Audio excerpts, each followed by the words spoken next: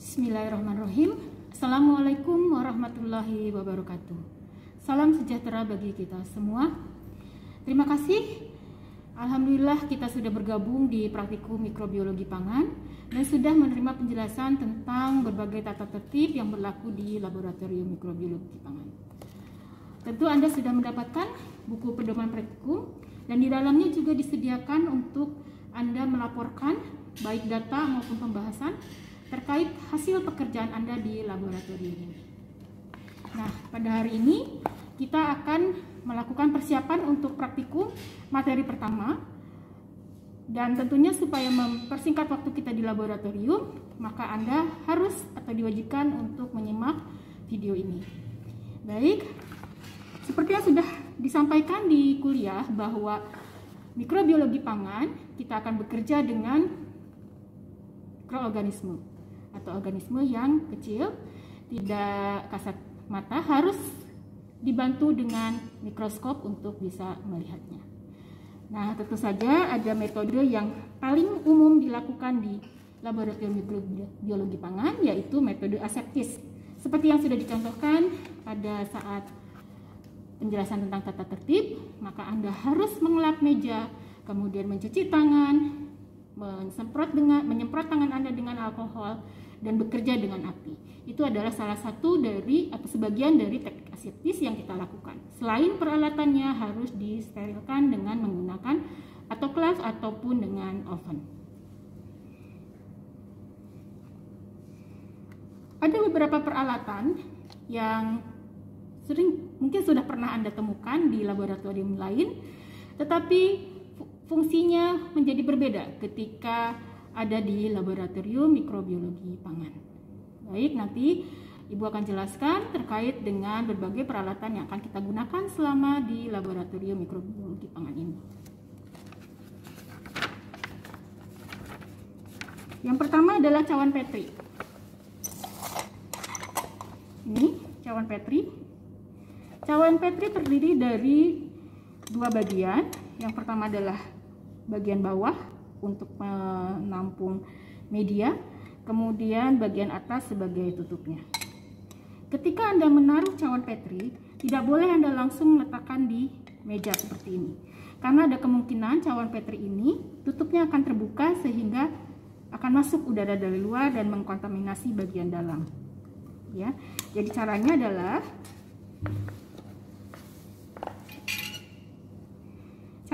dengan menggeser dari bagian sisi meja, kemudian diarahkan ke tengah.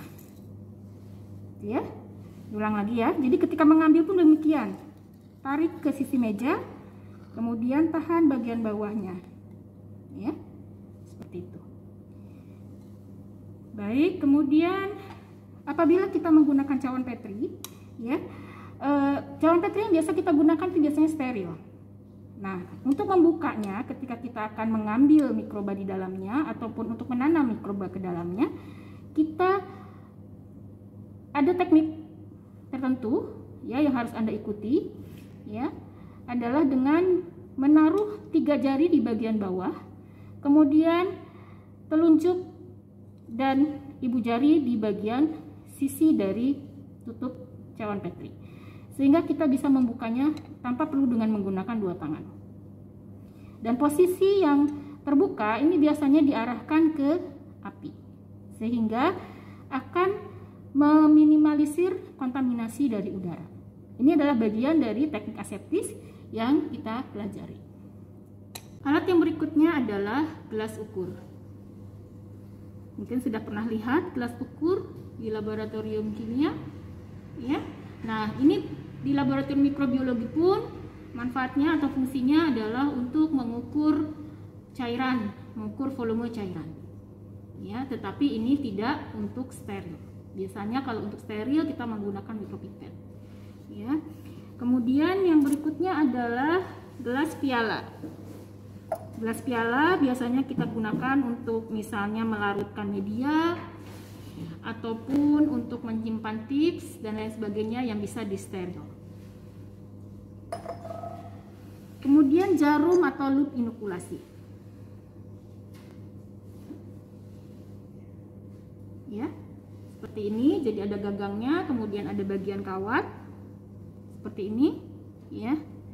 Ada bagian kawat yang ujungnya membulat. Kadang-kadang juga ujungnya ada yang runcing. Tergantung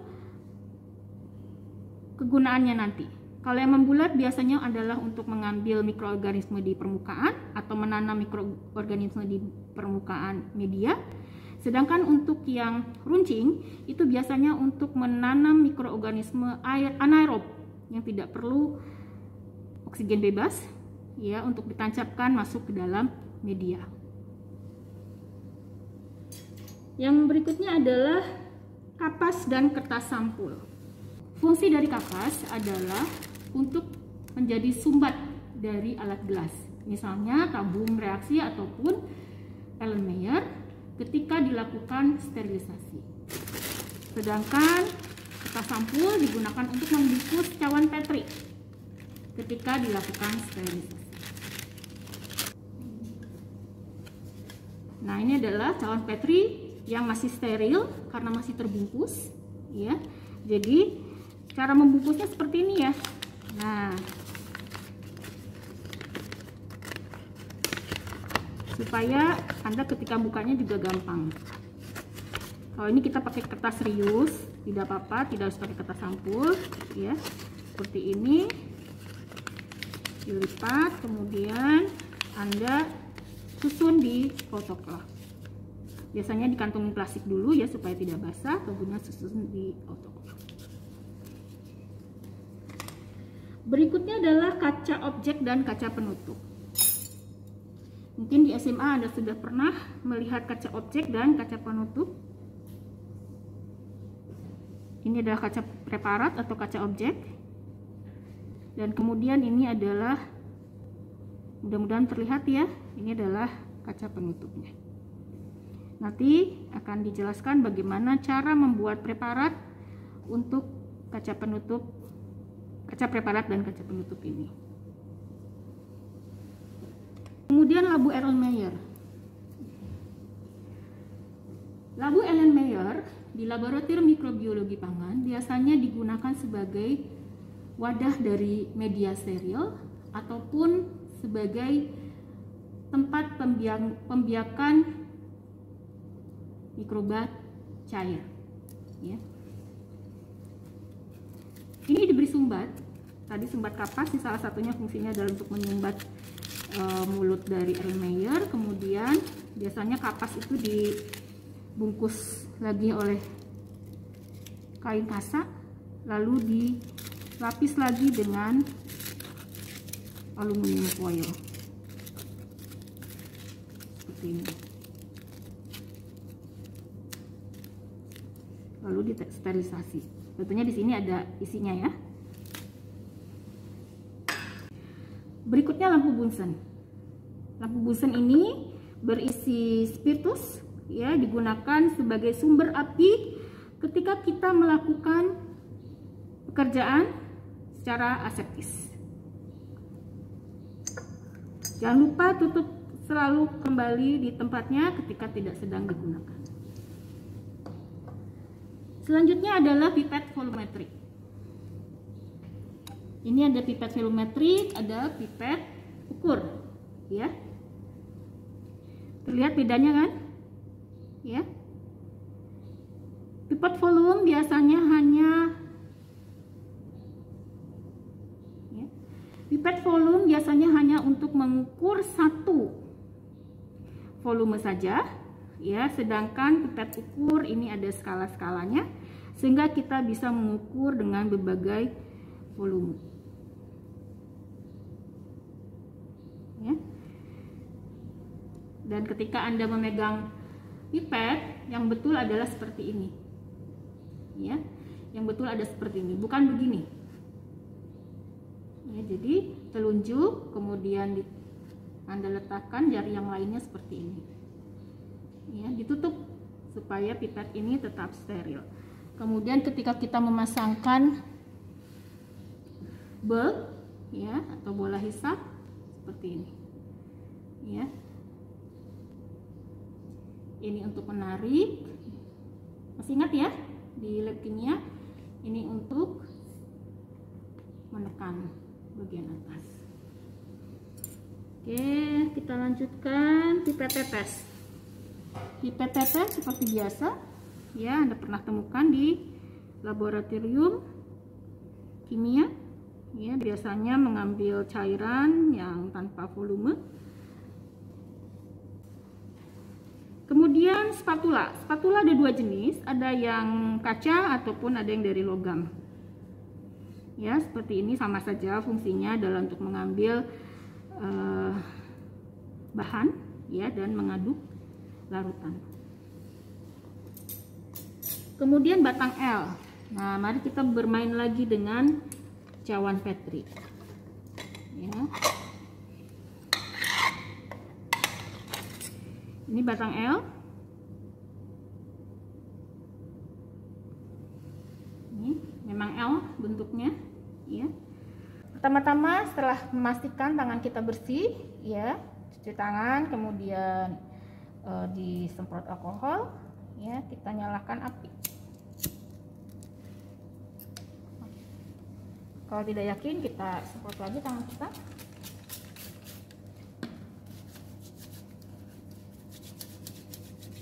Lalu cawan Petri kita ambil, ya. Anggap saja bahwa di dalam cawan Petri ini kita baru saja meletakkan spesimen, ya, mikroba. Tadi seperti yang sudah dicontohkan, taruh 3 jari di bawah, lalu letakkan telunjuk dan ibu jari di sisi bagian tutup. Nah, ketika kita sudah meletakkan spesimen, ya, dalam bentuk cair biasanya, ya, sampel. Ya, kemudian kita panaskan batang L seperti ini, ya, untuk memastikan bahwa batang L ini steril. Jangan lupa Anda turunkan dulu suhunya. Karena apa? Kita bekerja dengan mikroorganisme hidup, sehingga kalau Anda letakkan ini dalam keadaan panas, maka mikroorganisme yang kita tanam akan mati. Ya, kadang-kadang triknya adalah dengan meletakkan batang L di bagian atas atau tutup dari cawan Petri, kemudian Anda sentuh dengan ibu jari Anda apakah masih cukup panas. Apabila masih cukup panas, Anda tunggu dulu sebentar. Lihat bahwa membuka cawan Petri hanya menggunakan satu tangan kiri atau tangan kanan apabila Anda tidak, ya. Dan bagian yang terbuka mengarah ke api. Kemudian Anda ratakan sampel cair biasanya, ya, di atas permukaan media seperti ini. Anda putar, ya. Tangan kanan Anda diam, ya, tetapi Anda putar cawan Petri dengan menggunakan tangan kiri.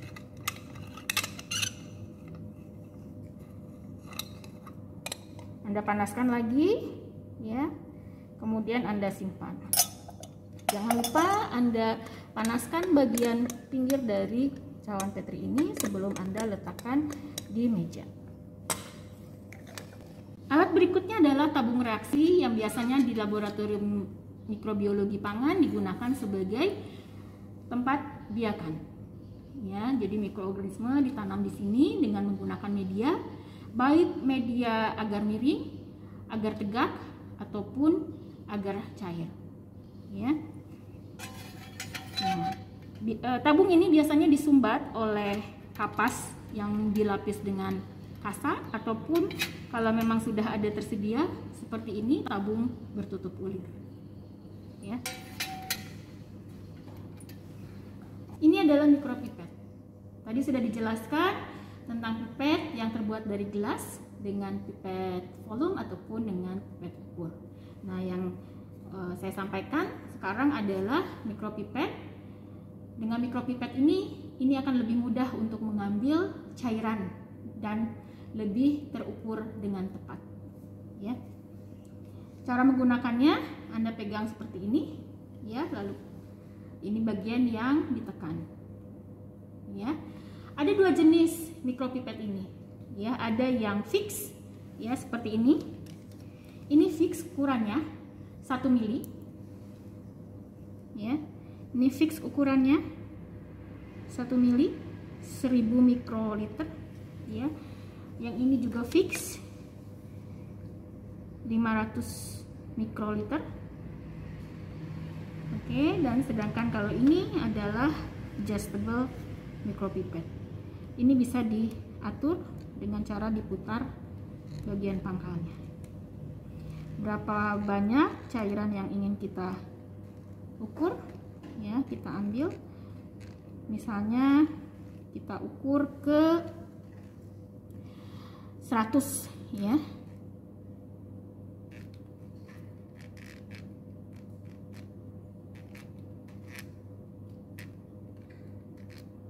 Nah, ini 1000 ya. Nah, 1000 dulu. Baik, kita gunakan tips dari plastik yang harus sudah disterilisasi, ya, sebagai alat bantu untuk mengambil cairan yang akan kita ukur. Contoh yang akan Ibu perlihatkan, pertama kita nyalakan api, ya, Bunsen. Lalu kita sterilkan tangan kita dengan alkohol.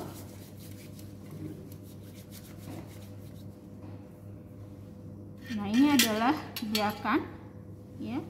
Ini adalah biakan, kemudian ini adalah tabung pengenceran atau media, ya, yang akan kita tanami dengan mikroba dari sampel.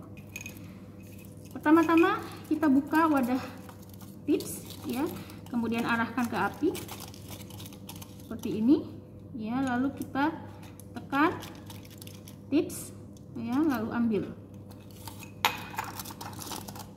Arahkan bagian yang terbuka selalu ke arah api, ya.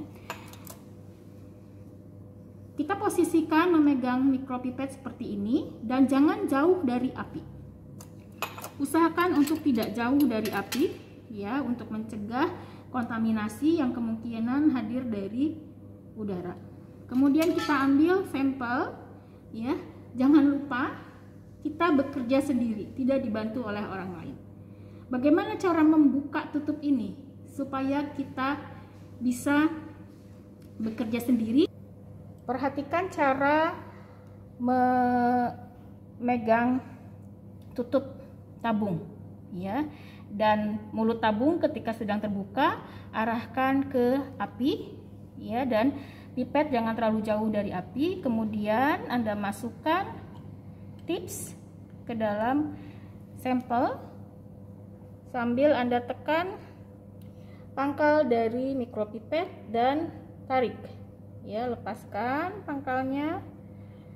Lalu setelah cairan terhisap, Anda panaskan mulut tabung dan tutup tabung sebentar, lalu Anda tutup kembali.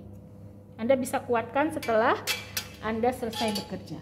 Kemudian kita pindahkan cairan dari micropipette ini ke tabung berikutnya. Sama prosedurnya adalah dengan membuka tutup tabung dengan kelingking, lalu arahkan mulut tabung yang terbuka ke api dan Anda masukkan cairan dari micropipette sambil menariknya berulang kali untuk membilas, ya.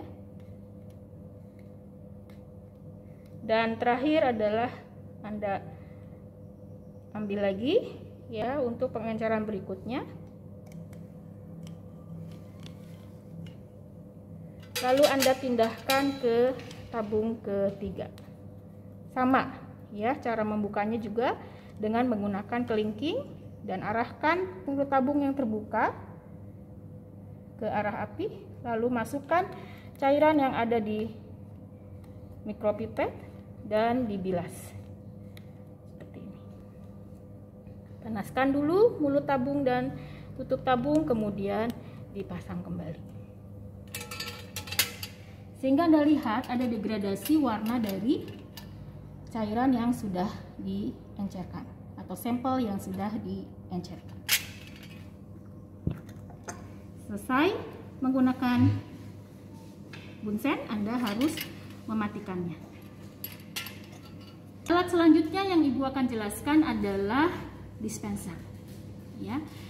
Dalam pekerjaan-pekerjaan di laboratorium mikrobiologi pangan, kita sering memerlukan proses pengenceran. Karena apa? Karena sampel biasanya mengandung banyak mikroba, sehingga ketika kita tumbuhkan di media tanpa pengenceran, maka koloni akan tumbuh dengan sangat rapat sehingga kita tidak bisa membedakan ataupun menghitung dari mikroba-mikroba yang tumbuh tersebut. Oleh karena itu, kita memerlukan teknik pengenceran seperti sudah dicontohkan pada saat penggunaan mikropipet. Ya. Nah, karena kita memerlukan proses pengenceran yang banyak, ya, kita harus mengisi tabung-tabung pengenceran seperti ini, ya, dengan cairan atau larutan pengencer. Larutan pengencer yang biasa digunakan adalah garam fisiologis yang merupakan larutan osmotis dengan konsentrasi 0,85% NaCl. Kenapa 0,85%? Itu adalah konsentrasi yang cukup untuk membuat sel mikroba tetap hidup. Karena apabila konsentrasinya lebih tinggi, maka sel akan mengkerut dan lisis. Sementara apabila konsentrasinya terlalu rendah dari 0,85, maka sel akan menghisap air atau menyerap air dan pecah. Ya, padahal yang kita perlukan tentunya sampel yang mengandung mikroba hidup. Cara menggunakan dari dispenser ini adalah kita siapkan tabung kosong, belum disteril, nanti steril setelah diisi oleh NaCl 0,85% ini. Ya, Anda buka tutupnya, lalu Anda siapkan, ya, tabung. Jangan lupa Anda pasang volume yang diinginkan seperti ini, biasanya 9 mili, ya. Anda bisa naik turunkan ini, ya, kemudian Anda pasang di 9 mili, kemudian Anda angkat, ya, lalu Anda tekan ke bawah untuk mengeluarkan cairan. Nah, demikian kita bisa dapatkan tabung berisi 9 mili larutan garam fisiologis dengan cara cepat dan tepat, ya, sehingga kita bisa mendapatkan tabung pengenceran yang banyak. Cara menggunakan teraca analitik sebagaimana halnya di laboratorium lain.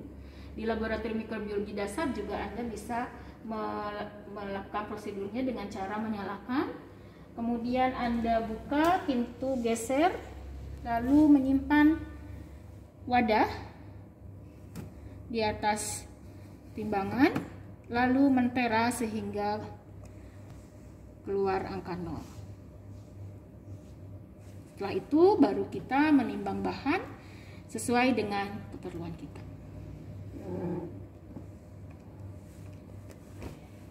Ini adalah vortex. Fungsi dari vortex adalah menghomogenkan larutan yang ada di dalam tabung ataupun di dalam Erlenmeyer. Kita letakkan tabung atau elemen di sini, kemudian kita tekan sehingga cairan di dalam tabung berputar dan larutan pun menjadi homogen. Sama, ini juga bisa seperti itu.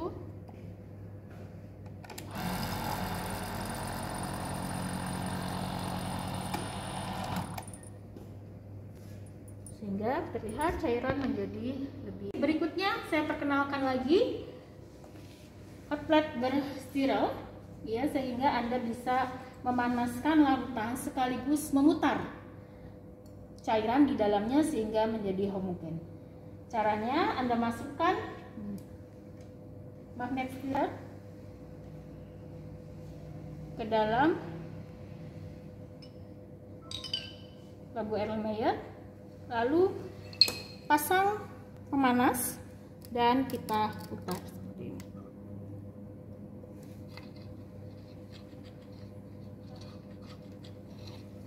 Sehingga tidak harus mengaduk, ya, tidak harus mengaduk ketika memanaskan larutan. Baik, sekarang kita lihat bagaimana cara Anda mengeluarkan magnetic stirrer yang ada di dalam larutan.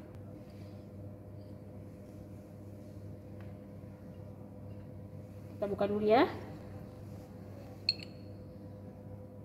Canalannya seperti ini.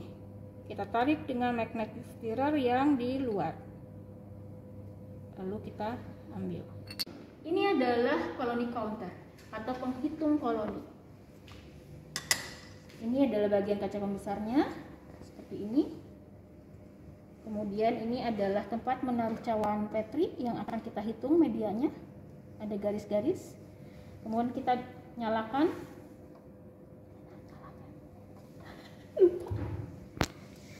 Ini ya. Kita nyalakan ya.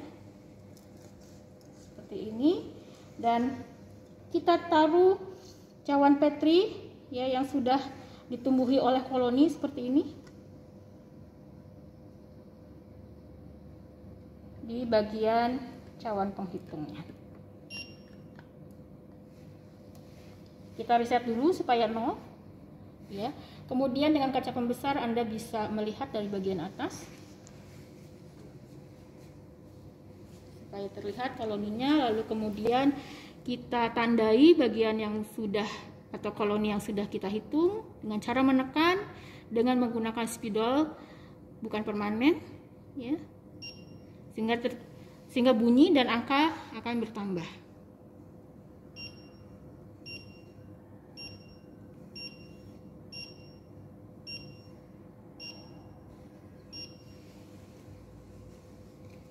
Baik, itu cara menggunakan koloni counter. Baik, kita lihat alat berikutnya yaitu lemari es yang biasa kita gunakan di laboratorium mikrobiologi pangan.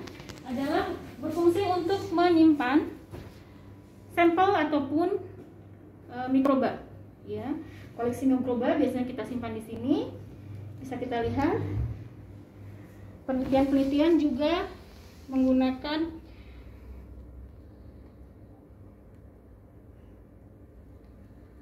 navigator ini untuk menyimpan sampel ataupun media serta reagen yang harus disimpan di suhu rendah. Kemudian di ruangan ini juga ada laminar airflow. Laminar airflow ini digunakan untuk bekerja dengan kondisi steril, ya. Jadi di dalamnya itu disinari dulu oleh sinar UV agar semua mikroba yang ada di dalam sini dan peralatan yang disimpan di dalam sini itu terbebas dari mikroba. Lebih steril, lebih aseptis dibanding kalau kita bekerja di ruangan laboratorium. Biasanya hanya tangan kita saja yang masuk ke dalam meja laminar ini, ya, sehingga kontaminasi dari luar akan lebih terjaga dibanding kalau kita bekerja di luar. Ini adalah autoclave. Ini salah satu autoclave yang kita miliki di lab ini, ya. Autoclave ini digunakan untuk sterilisasi basah, di mana kita gunakan suhu 121 derajat Celcius, 1 atm, tekanan 1 atm, dan dilakukan selama 15 menit untuk memastikan spora dari bakteri itu musnah, ya. Walaupun mungkin tidak sampai 100%, tapi sudah cukup untuk mensterilkan alat ataupun media, ya. Jadi seperti ini bagian dalamnya. Ini kebetulan ada alat, ya, yang sudah disterilkan, ya. Ada tips, ada tabung pipet, ini berisi pipet di dalamnya. Kemudian ada media-media, tabung-tabung yang berisi media yang steril, ya. Ini caranya. Kita masukkan alat atau media ke dalam, kita tutup, lalu kita kunci dan dinyalakan. Setelah bunyi kita tunggu 15 menit, ya, sebagai waktu yang kita start, ya. Kemudian setelah alarm berbunyi kita bisa keluarkan, tapi hati-hati membukanya, harus setelah dingin.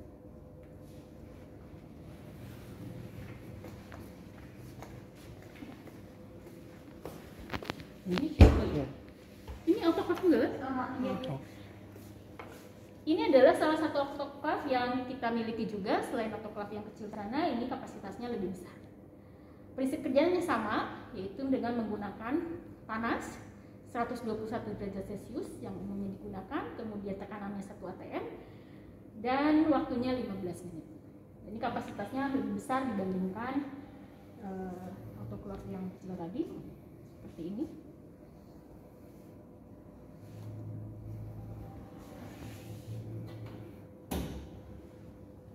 Baik, kita lanjut mikroskop resipien.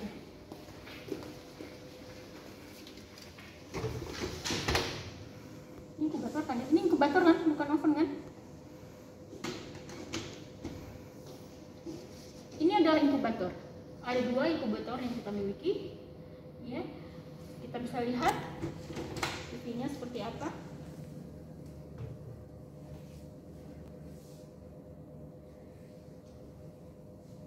Inkubator digunakan untuk menumbuhkan mikroba atau mungkin juga melakukan fermentasi bagi pembuatan produk-produk fermentasi yang memerlukan suhu yang harus disesuaikan dengan keperluannya. Ulang ini Udah. Ini adalah inkubator, ya. Ada 2 inkubator yang kita miliki. Fungsinya adalah untuk menumbuhkan mikroba dengan suhu tertentu. Biasanya kita gunakan suhu 36 derajat Celcius karena mikroba yang sering kita gunakan adalah mikroba-mikroba yang tumbuh di tubuh manusia, sehingga suhunya kurang lebih 36 sampai 37 derajat Celcius. Ini bisa kita atur suhunya. Kita atur suhunya mau berapa, ya. Ini nanti suhunya kita atur dengan tombol ini, ya. Kemudian kita tinggalkan baik cawan Petri ataupun tabung biakan di dalam. Seperti ini. Seperti kita ketahui juga dari teori, untuk fermentasi pun memerlukan lingkungan yang sesuai. Misalnya suhunya perlu 60 derajat Celcius, kita pasang di 60 derajat Celcius. Berikutnya adalah oven. Nah, oven di laboratorium mikrobiologi pangan bukan untuk memanggang kue, tetapi untuk sterilisasi kering atau untuk mengeringkan peralatan dari sterilisasi basah. Ya. Ini bisa diatur. Nah, seperti ini. Ketika kita sudah mensterilisasikan peralatan dengan sterilisasi basah menggunakan autoclave, kita keringkan di sini. Suhu bisa diatur sesuai dengan keperluan kita. Berikutnya Ibu akan jelaskan mengenai mikroskop. Ini adalah peran utama di laboratorium kita, ya, karena ini adalah alat yang digunakan untuk melihat mikroba dengan menggunakan lensa pembesar, ya, yang biasanya kita tidak bisa lihat secara langsung, ya, bagaimana bentuk selnya. Nah, kalau dengan menggunakan mikroskop kita lihat. Nah, ini adalah lensa okular. Lensa okular ini adalah bagian yang dekat dengan mata kita, dan kebetulan ini 2 lensanya, ya, binokular. Ada yang 1, ya, dan ini bisa diatur jaraknya sesuai dengan jarak mata kita. Sedangkan ini bagian bawah adalah lensa objektif. Lensa objektif bisa diganti sesuai dengan keperluan kita, dari mulai pembesaran paling kecil, yang paling pendek ini, ya, ini 10,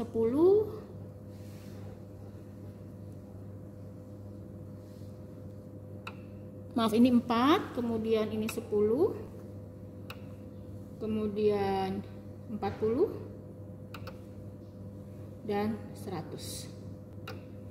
Biasanya kita menggunakan pembesaran mulai dari yang paling kecil dulu, ya, kemudian ketika sudah terlihat objeknya, kita bisa putar otomatis tanpa perlu memindah-mindahkan mejanya, ya, tidak perlu menaik turunkan posisi meja. Anda putar saja bagian yang berputar ini, kemudian nanti Anda akan bisa melihat perbesaran yang lebih tinggi, ya. Ini adalah meja preparat. Ini dengan penjepitnya. Ini adalah untuk menggeserkan meja, tombol ini untuk menggeserkan meja ke depan dan ke belakang. Kemudian bagian bawahnya ada tombol untuk menggeserkan penjepit preparat.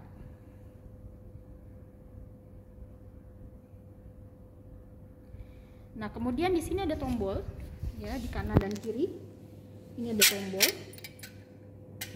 Ya, ini adalah untuk menaik turunkan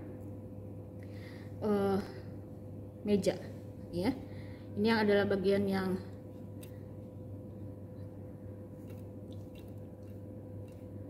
putaran kasar, ya, sehingga dia cepat naiknya.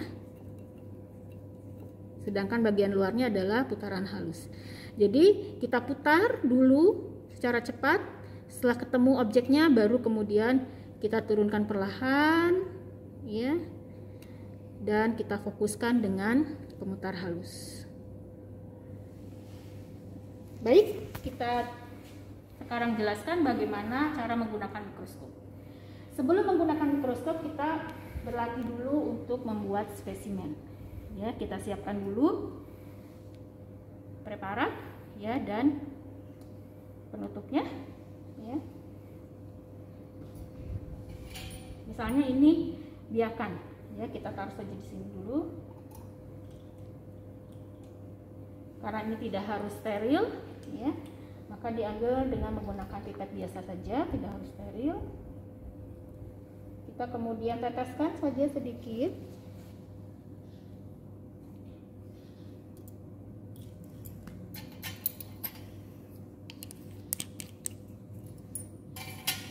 Sedikit saja, ya, terlihat tidak?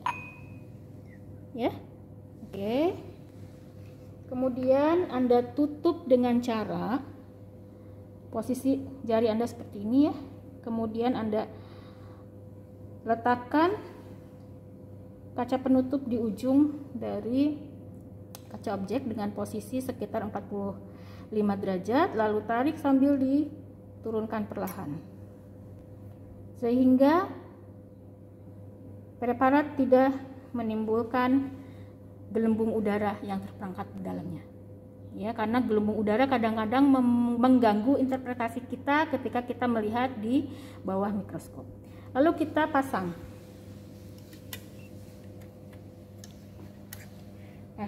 kita posisikan bagian yang ingin kita lihat di bawah mikroskop, kita atur dari pembesaran paling kecil, biasanya 10 aja, ya, 4 nggak usah, 10.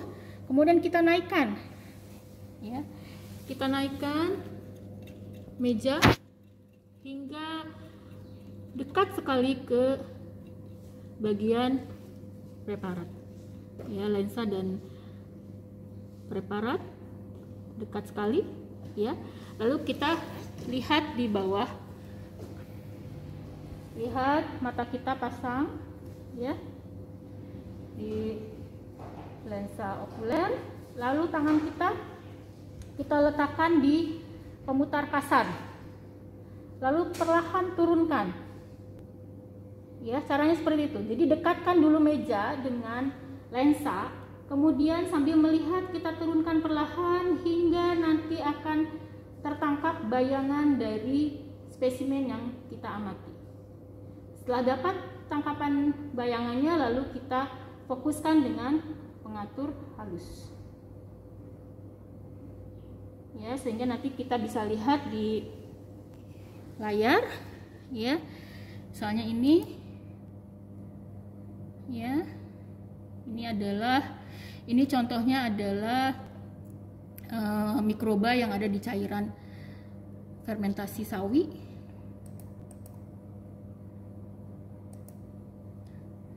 Nah, ini biasanya tape, ya, karena bentuknya seperti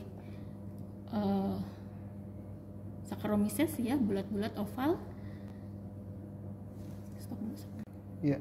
Nah, ini adalah ragi roti, bentuknya oval. Ini pembesarannya 400 kali, ya, seperti ini. Nah, yang Anda gambar, ya, adalah bagian-bagian yang penting saja, dan Anda tarik garis ke kanan untuk memberikan keterangan. Jadi tidak perlu sebidang pandang ini Anda gambar, cukup satu bagian saja. Misalnya bagian di sini Anda gambar, kemudian Anda tulis di sini adalah sel Saccharomyces, kemudian Anda kasih keterangan lagi bahwa ini adalah inti selnya, ya. Jadi inti selnya ini kelihatan nih, Nah, seperti ini. Kebetulan kalau ini diwarnai dengan methylene blue sehingga kelihatan lebih kontras. Oke. Demikian penjelasan mengenai pengenalan alat media yang merupakan materi pertama kita di Laboratorium Mikrobiologi Pangan. Nah, tugas Anda adalah hadir di laboratorium untuk melakukan pengamatan terhadap berbagai peralatan dan media yang sudah dijelaskan tadi. Anda diharapkan untuk bekerja dengan cepat supaya kita tidak terlalu lama berada di laboratorium. Anda dipersilakan untuk memfoto berbagai alat yang sudah dijelaskan, termasuk juga media, dan Anda berlatih menggunakan mikroskop. Ya, kemudian Anda print gambar atau foto yang sudah Anda dokumentasikan di lembar dokumen, ya, lembar kerja Anda. Kemudian hasil latihan mikrobiologi Anda, mikroskop Anda gambar di sini atau foto boleh, ya. Jelaskan berapa kali pembesarannya, ya, jangan ketinggalan berapa kali pembesarannya. Kemudian Anda tarik garis ke kanan, ya, untuk memberikan keterangan objek apa saja yang Anda temukan di bawah mikroskop. Kemudian di sini juga Anda isi nama media, kemudian jenis mikroorganisme apa yang tumbuh untuk media-media tersebut. Sedangkan untuk berdasarkan bentuk ada berapa jenis media, ya. Kemudian jangan lupa diisi hari dan tanggal, kemudian pembimbingnya siapa pada hari itu, ya, penanggung jawabnya pada hari itu Anda isi. Kalau nilai, tugas ibu, ya, untuk mengisi nilai. Pengumpulan karena Anda harus masuk lagi nih minggu depan, ya, sehingga buku ini tidak perlu dikumpulkan dulu, ya. Pemeriksaan atau pemberian nilai dari hasil pekerjaan Anda akan dilakukan di akhir semester, sehingga ketika praktikum terakhir dan kemudian Anda sudah membuat laporan, Anda silahkan kumpulkan buku Anda sebelum UTS berlangsung, atau sebelum Anda kembali ke tempat tinggal Anda untuk melakukan, maaf ya, UAS, ya, ujian akhir semester, ya. Baik, saya tutup pertemuan pada hari ini. Terima kasih atas perhatiannya, semoga bermanfaat. Wabillahi taufiq wal hidayah. Assalamualaikum warahmatullahi wabarakatuh.